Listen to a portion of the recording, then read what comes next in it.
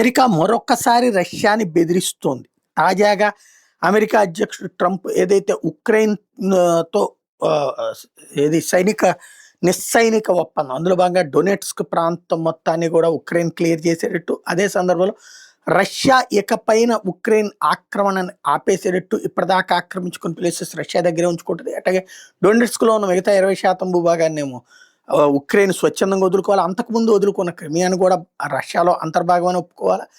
అదే సందర్భంలో రష్యా యుద్ధాన్ని ఆపుతుంది. నాటోలోకి సంబంధించినటువంటి చర్చ మాత్రం నడుస్తోంది. ఇది నాటోలో చేరనివ్వండి అన్నటువంటిది అమెరికా, నో ప్రసక్తే లేదు అన్నటువంటిది రష్యా. ఓవరాల్‌గా ఆ అంశం దగ్గర విభేదం వస్తున్నటువంటి నేపథ్యంలో తక్షణం మేము చెప్పినటువంటి మీరు చెప్పినవి చాలా ఒప్పుకున్నాం కాబట్టి మీరు కూడా ఒప్పుకోవాల్సిందే అన్నటువంటిది అమెరికా ప్రెషర్ చేస్తుంది.